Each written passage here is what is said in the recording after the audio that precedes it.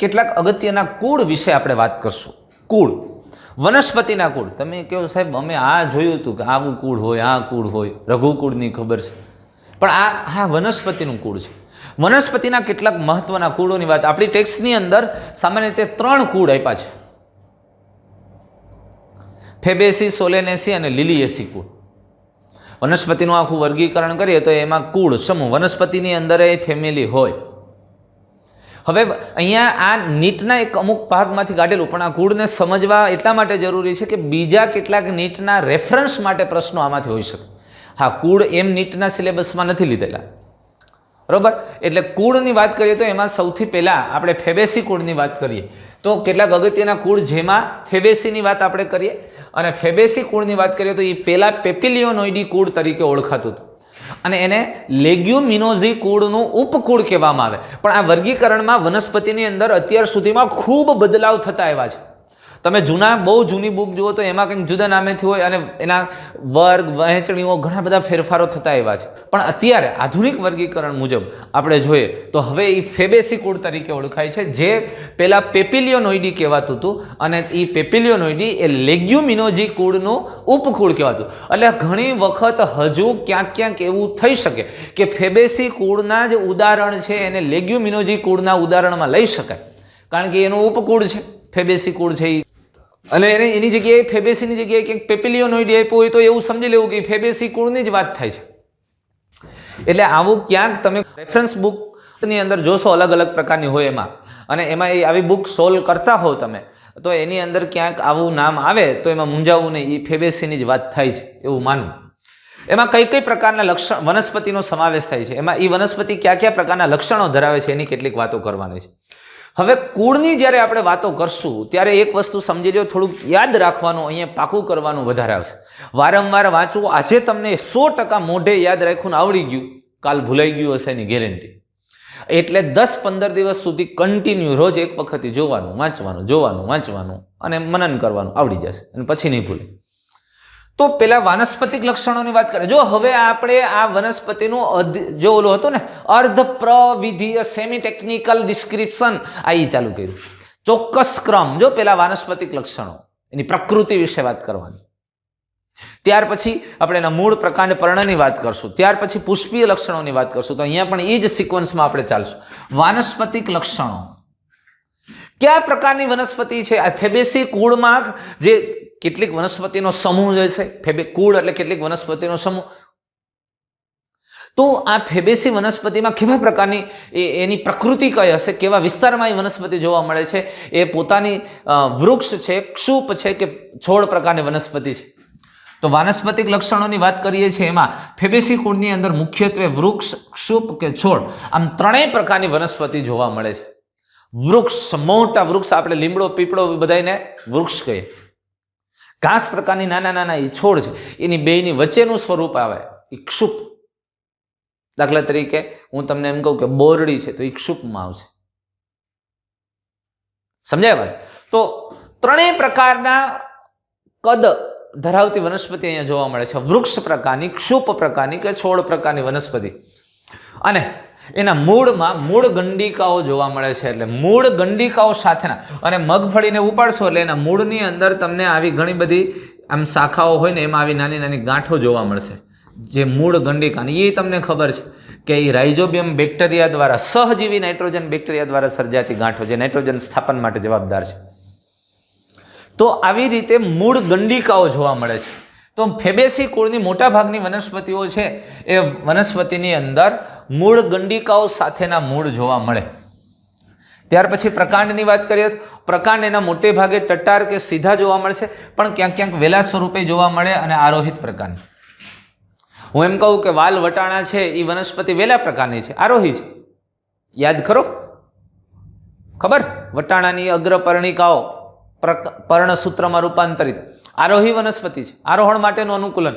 તો પ્રકાંડની વાત કરીએ તો સામાન્ય રીતે ફેબેસી કુળની વનસ્પતિમાં પ્રકાંડ ટટ્ટાર કે સીધા, કઠણ, પોતાની રીતે ટટ્ટાર ઉભા રહી શકે તેવા અથવા વેલા સ્વરૂપે જોવા મળે. પર્ણો કેવા?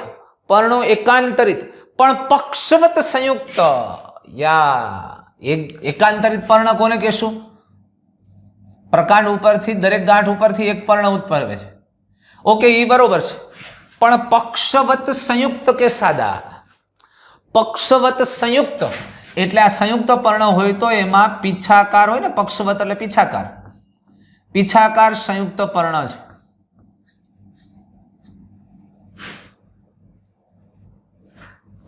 અથવા તો સાદા પર્ણ. કેટલીક વનસ્પતિમાં ગાંઠ ઉપરથી એક જ પર્ણ સાદા છે, એટલે કે અહીંયા પર્ણદંડના ટોચ સુધી અથવા તો મધ્ય પત્રાક્ષ સુધી છેદન થયેલું નથી, એટલે સાદા પર્ણ છે. એટલે પર્ણ સંયુક્ત સાદા હોય એટલે પક્ષવત પીછાકાર સંયુક્ત અથવા તો સાદા પર્ણ હોય. પર્ણતલનો ભાગ જોઈએ તો પર્ણવૃંત તલીય એટલે કે પીનાધાર ધરાવતું પર્ણતલ. પર્ણતલનો ભાગ આમ ફૂલેલો અને પીનાધાર ધરાવે છે. પછી પર્ણતલના ભાગે ઉપપર્ણો પણ જોવા મળે છે. જો એટલે પર્ણતલ પર્ણવૃંત તલીય પલ્વીનેટ એટલે પીનાધાર ધરાવે છે, ઉપપર્ણો ધરાવે છે. અને શિરા વિન્યાસ કેવો? તો કે શિરા વિન્યાસ જાલાકાર છે. પર્ણની ફરી એક વખત વાત કરીએ. પર્ણ કેવી રીતે ગોઠવાયેલો? તો કે પર્ણ વિન્યાસ એકાંતરિત પ્રકારનું છે. પર્ણ સાદું અથવા તો સંયુક્ત, પણ કેવું સંયુક્ત? પીછાકાર સંયુક્ત મોટે ભાગે જોવા મળે. પર્ણતલ કેવા હશે? તો કે પર્ણતલ છે પર્ણવૃંત તલીય એટલે કે પીનાધાર ધરાવતા, ઉપપર્ણો ધરાવે છે અને ઝાલાકાર શિરા વિન્યાસ. એટલે પર્ણની લાક્ષણિકતા ફરી એક વખત, તો આટલું બહુ ક્લિયરલી મગજમાં રાખજો છોકરાઓ કે અહીંયા વાનસ્પતિક લક્ષણોની અંદર સ્વરૂપ કયું? વૃક્ષ ક્ષુપ કે છોડ પ્રકારે, મૂળ ગંડિકાઓ સાથેના મૂળ છે. આ કુળની વનસ્પતિ સમગ્ર વિસ્તારમાં વિસ્તૃત છે, જ્યાં જુઓ ત્યાં હોય, બધા જ પ્રકારની આબોહવાકીય સ્થિતિમાં જોવા મળે છે તે વિશ્વમાં અત્ર તત્ર સર્વત્ર. અને પ્રકાંડ ટટ્ટાર કે વેલા પ્રકારના પર્ણો એકાંતરિત અને સંયુક્ત કે સાદા, પણ સંયુક્ત પીછાકાર. પર્ણતલ છે પીનાધાર યુક્ત એટલે પર્ણવૃંત તલીય, ઉપપર્ણીય અને શિરાવિન્યાસ જાલાકાર હોય છે. જો હું વારે વારે બોલું છું, આવું 2-3 વખત બોલું એટલા માટે કે અહીંયા તમારે બેસાડવાનું છે મગજ, પાકું જાજુ કરવાનું છે. પુષ્પીય લક્ષણોમાં પુષ્પ વિન્યાસ, અપરિમિત પ્રકારનો પુષ્પ વિન્યાસ કોને કહેશો? જેની અગ્રકલિકા સતત વૃદ્ધિ પામે, એ પુષ્પમાં ફેરવાતી નથી. અને પાર્શ્વીય કક્ષ કલિકાઓ અગ્રાભિવર્ધી ક્રમમાં પુષ્પ સર્જે છે. અગ્રકલિકા કન્ટિન્યુ અને અહીંથી ક્રમશઃ પુષ્પ અગ્રાભિવર્ધી ક્રમમાં ઉપર સર્જાતા, અપરિમિત પ્રકારનો. પણ અહીંયા કલગી જ છે એવું નથી કીધું. આવું તો ઘણું બધા પ્રકારે અપરિમિત પુષ્પ વિન્યાસના ઘણા પ્રકાર છે, એ આપણે વાત કરવાના છીએ આપણે એક્સ્ટ્રા પોઈન્ટમાં. આપણે ટેક્સ્ટબુકમાં વધારે ડિટેલ નથી આપી, પણ પુષ્પ વિન્યાસ અપરિમિત પ્રકારનો. પુષ્પ કેવું? અરે પુષ્પ દ્વિલિંગી એટલે એનો મતલબ શું? અરે પું કેસર ચક્ર અને સ્ત્રી કેસર ચક્ર બે ધરાવે છે. પુષ્પ દ્વિલિંગી છે, અનિયમિત છે. અનિયમિત છે એનો મતલબ કે એની સમમિતિ કાં તો સમદ્વિપાર્શ્વ ને કાં અસમમિતિ, કાં તો એક જ સમતલથી સરખા બે ભાગ થાય અને કાં સરખા ન થાય, પણ ગમે તે સમતલ પસાર કરતા સરખા ભાગ ન થઈ શકે. એટલે દ્વિલિંગી અને અનિયમિત છે. વજ્રચક્ર, વજ્રપત્ર 5 છે, વજ્રયુગ, આ વજ્રપત્રો 5 અને એ યુક્ત છે જોડાયેલા. આચ્છાદિત કલિકાંતર વિન્યાસ ધરાવે છે અથવા ધારાસ્પર્શ. એટલે કલિકાંતર વિન્યાસ, વજ્રચક્રનો કલિકાંતર વિન્યાસ આચ્છાદિત અથવા ધારાસ્પર્શી છે. દલચક્ર, અરે દલપત્ર 5, મુક્ત દલપત્રી અને પતંગિયાકાર કલિકાંતર વિન્યાસ છે. પતંગિયાકાર એટલે એમાં પશ્ચ તરફ આવેલું એક દલપત્ર મોટું ધ્વજક પ્રકારનું, યાદ કરો. અને એ બે પાર્શ્વ બાજુએ આવેલા બે પક્ષકને આવરે છે, આચ્છાદિત કરે છે. અને આ બે પક્ષકો અગ્ર તરફ આવેલું જે નવતલ છે એ નવતલને આચ્છાદિત કરે છે, જે એકબીજા, અને આ નવતલ બે યુક્ત છે, જોડાયેલા છે. જો પશ્ચ ભાગ ધ્વજક, બે પાર્શ્વીય પક્ષકો બે અગ્રભાગે જોડાઈને એક નવતલ બનાવે. અને આ નવતલ છે પુકેસર અને સ્ત્રી કેસરને ઢાંકે છે. એટલે આ પતંગિયાકાર કલિકાંતર વિન્યાસને બીજા કયા નામથી ઓળખાય? પીચ્છ ફલકીય. સમજાય વસ્તુ? તો દલચક્ર આવી રીતે હોય, આમ રંગબેરંગી છે, પણ દલપત્ર 5 અને પતંગિયાકાર કલિકાંતર વિન્યાસ છે, જે મુક્ત દલપત્રી છે. દલપત્રો 5 મુક્ત છે. પશ્ચ તરફ ધ્વજક, પાર્શ્વ બાજુ આવેલું પક્ષક, અગ્ર તરફ આવેલા બે નવતલ. આ નવતલ પુકેસર અને સ્ત્રી કેસરને ઢાંકે. એટલે દલચક્રની વાત કરીએ આપણે. પુકેસર ચક્ર, પુકેસરમાં પુકેસરની સંખ્યા 10 અને જે દ્વિગુચ્છી, યાદ કરો, દ્વિગુચ્છી, આ એક પુકેસર અને આમ 9 નો એક સમૂહ. દ્વિગુચ્છ. પરાગાશય દ્વિશાખી છે એટલે પરાગાશય દ્વિખંડીય છે. સ્ત્રી કેસર ચક્ર, સ્ત્રી કેસર ચક્રમાં બીજાશય ઉચ્ચસ્થ, એક સ્ત્રી કેસરીય, બીજાશય ઉચ્ચસ્થ, અધોજાય પુષ્પ થયું. એક સ્ત્રી કેસર એટલે એનું બીજાશયમાં કોટર પણ એક હોય, એક કોટરી અને કોટરમાં અંડકો ઘણા અને એક પરાગવાહિની એક. એટલે તમે સમજો આ પુષ્પાસન છે. કેવું કીધું છે? બીજાશય ઉચ્ચસ્થ આવશે, એક જ પરાગવાહિની છે અને બીજાશયમાં પોલાણ પણ એક જ છે અને એમાં અંડકો ઘણા છે. ખ્યાલ આવે છે? એટલે વાત એવી થઈ. એટલે અહીંયા સ્ત્રી કેસરમાં બીજાશય ઉચ્ચસ્થ, એક સ્ત્રી કેસરી, એક કોટરીય, કોટરમાં અંડકો ઘણા, એક પરાગવાહિની. ફળ, ફળ શિંબ પ્રકારનું. તમે કહો સાહેબ આવ્યું જ નથી, આપણી ટેક્સ્ટમાં નથી આવ્યું શિંબ ફળ. હું નેક્સ્ટ વિડીયોની અંદર આ તમને શીખવવાનો છું ફળના પ્રકાર અને પુષ્પ વિન્યાસની આપણે વાત કરવાના છે. શિંબ ફળ, શિંબ એટલે જે ફળ બે તમે વાલ વટાણાની સિંગ, અરે આપણે જેને સિંગ કહીએ છીએ ને એ સિંગ એ અપભ્રંશ થયેલો શબ્દ છે. એ સિંગ ખરેખર શિંબ હતું, એ શિંબમાંથી સિંગ થઈ ગયું. લેગ્યુમ્સ એટલે શિંબ અને શિંબમાંથી આપણે કરી નાખ્યું સિંગ. સમજમાં આવે? એટલે શિંબ એટલે આવી આમ જે આમ સિંગ હોય ને એ સિંગ બે કિનારીએથી ફાટે ને તૂટે ને એને શિંબ ફળ કહેવાય. વાલ વટાણા ચોળી મગ એની તમે સિંગ લેજો, એ તો સુકવાય ને એટલે પાકી જાય, સુકાય ને સુકાય એટલે બે કિનારીએથી ફાટશે, પૃષ્ઠ અને વક્ષ બે સેવનીથી તૂટી જાય એટલે એને શિંબ ફળ કહેવાય. એટલે ફળ શિંબ પ્રકારનું છે અથવા શિંબી છે. બીજ ઘણા છે, એકથી અનેક હોય અને અભ્રૂણપોષી બીજ. ઓહો હો, તમે કહો સર આવડે જ છે. અભ્રૂણપોષી, જે બીજના બીજપત્રમાં ભ્રૂણપોષ ન હોય એના બીજપત્રો જ માંસલ થઈ ગયા હોય એવા અભ્રૂણપોષી બીજ. પુષ્પસૂત્ર, હવે તમારે મને યાદ કરીને કેવું પડે, લખાવવું પડે પુષ્પસૂત્રની અંદર. જો પુષ્પસૂત્રમાં આપણે પહેલેથી જોતા જઈએ, હું થોડુંક આગળ જાઉં છું. હવે જોજો અહીંયા દ્વિલિંગી છે, અહીંથી યાદ મગજમાં રાખજો. વજ્રપત્ર 5 યુક્ત છે, દલપત્ર 5 મુક્ત છે, પતંગિયાકાર વાળી વાત કરી છે. પુકેસર 10, સ્ત્રી કેસરની વાત કરીએ તો 1 છે. હવે પુષ્પસૂત્ર આપણે લખવું છે એટલે પુષ્પ કેવું છે? નિયમિત છે. પછી ઉભયલિંગી છે તો લખો ઉભયલિંગી છે.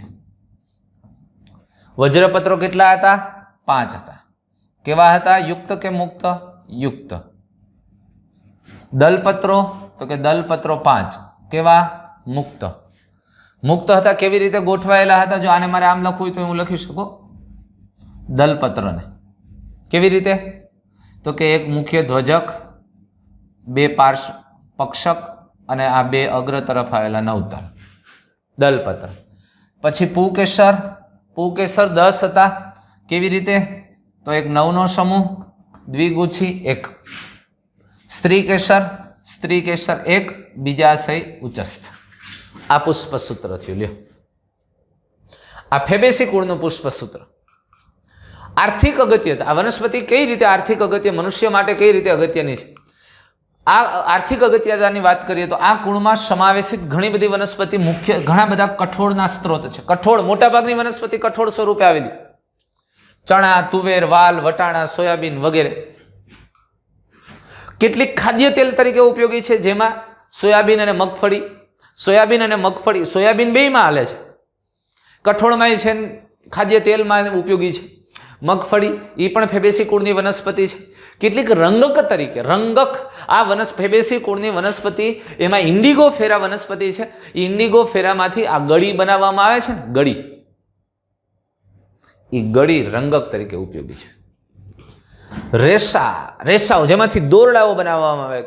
આ શણ, આપણે નથી ઓલા કોથળા, તો એ શણમાંથી બનાવવામાં આવે છે. સન હેમ્પ તરીકે પણ તેને ઓળખવામાં આવે. તો શણ છે એ સામાન્ય રીતે વનસ્પતિ ફેબેસી કુળની છે, જેમાંથી રેસા મેળવે.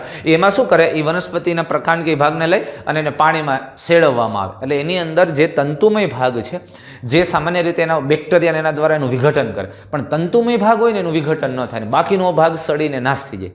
એટલે પાણીમાં એને અમુક સમય સુધી, 1 મહિનાઓ સુધી પલાળવામાં આવે એટલે બેક્ટેરિયા દ્વારા ફૂગ દ્વારા બીજા ભાગો વિઘટિત થઈ જાય અને આ તાંતણાઓ રેસાઓ એમને રહે, એનું વિઘટન ન થાય કારણ કે જટિલ પોલિસેકેરાઇડ દ્રવ્ય હોય. પછી એમાંથી દોરડાઓ બનાવવામાં આવે. એ સન હેમ્પ. ઘાસચારા માટે, જે ઘાસચારા માટે ઉપયોગી છે એવી ઈકળ એટલે સસ્બેનિયા અને ત્રિપતિ ટ્રાયફોલિયમ જેવી વનસ્પતિ છે ઉપયોગમાં આવે છે. અને સુશોભન માટે ઘરે બધે ન આવ્યું એમાં લ્યુપિન છે. વટાણા સ્વીટ પી પણ એવી રીતે વાવવામાં આવે છે, ખાસ કરીને ગાર્ડનમાં. તો એટલે સુશોભન માટે લ્યુપિન અને સ્વીટ પીનો ઉપયોગ, વટાણાનો ઉપયોગ થાય છે. અને ઔષધીય વસ્તુ યષ્ટિ મધુ, જે યષ્ટિ મધુનું આપણે અપભ્રંશ કરીને કરી નાખ્યું જેઠી મધ. ગળામાં આમ થોડુંક બળતરા થતી હોય, ખચખચાટ હોય, ખાસ કરીને સિંગર છે ને, જે ગાયક કલાકારો છે ને, એ જેઠી મધનો ઉપયોગ કરતા, એનું સેવન કરતા ગળાને એકદમ ક્લીન કરી દે. એ યષ્ટિ મધુ, જેઠી મધ. હા, ગલે મેં નથી ઓલી જાય ગલે મેં ખીચ વિક્સકી ગોલી નહીં, જેઠી મધ લ્યું, યષ્ટિ મધુ. આ ચૂસો લાગે, ગળસટું લાગે, મીઠું લાગે.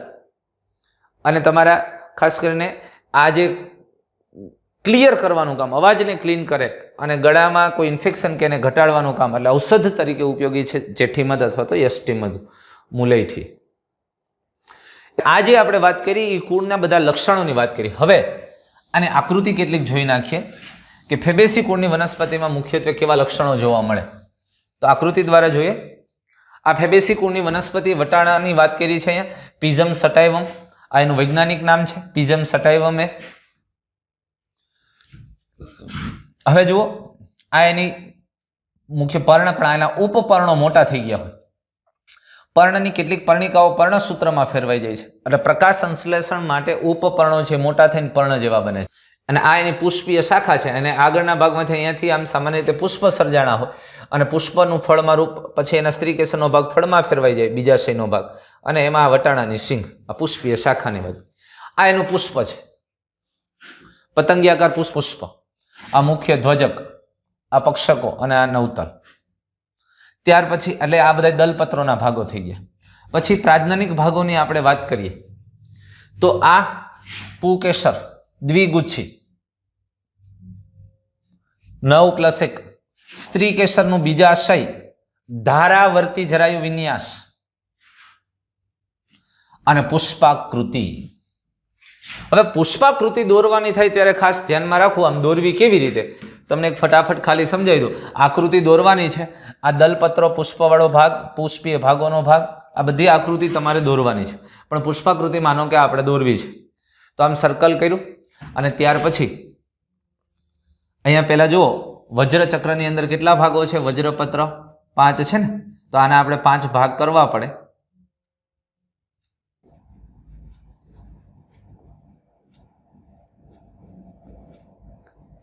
આ વજ્રપત્ર થઈ ગયા 5. પછી દલપત્ર, દલપત્રમાં એક મોટું, પછી બીજા 2 પક્ષક અને આ 2 નવતલ. નવતલ અહીંથી જોડાયેલા. પછી જો પુકેસર દોરવાના છે, એ સંખ્યાઓ ગણીને દોરવાના થાય એમ, આવી રીતે. આ થઈ પુકેસરની સંખ્યા, એક છૂટો. આ બધા પુકેસર જોડાયેલા છે જો, એટલે આમ દોર્યા છે. પછી અંદર સ્ત્રી કેસર, પણ સ્ત્રી કેસરની અંદર ધારાવર્તી જરાયુ વિન્યાસ છે. એટલે બહુ સરળ છે આકૃતિ દોરવી. આ રીતે આપણે પુષ્પાકૃતિ દોરવાની છે, અને પુષ્પાકૃતિને અંદર બધું જ વર્ણન તમને ખબર પડી જશે. આ મગજમાં બેસાડજો, ફેબેસી કુળની પુષ્પાકૃતિ, એટલે વાત પૂરી થઈ ગઈ. લગભગ વર્ણન આવડશે, થોડું ઘણી બાબતો, લક્ષણો આપણે યાદ કરવા પડે. તો દોસ્તો, આપણે અહીંયા આ વિડીયોની અંદર કુળ સુધી રાખીએ, ફેબેસી કુળ. જો કુળનું વર્ણન થોડું યાદ રાખવા જેવું છે, પાકું કરવું વધારે પડશે અને વારંવાર જોતું રહેવું, નહીંતર લક્ષણો ભૂલાઈ જશે. હવે નેક્સ્ટ વિડીયોની અંદર સોલેનેસી કુળ, લિલિએસી કુળ વગેરેની આપણે વાત કરશું. અને દોસ્તો, હજુ જો આપણી ચેનલ આપણે સબસ્ક્રાઈબ ન કરી હોય તો આ ચેનલને સબસ્ક્રાઈબ કરો, લાઈક કરો. Thank you.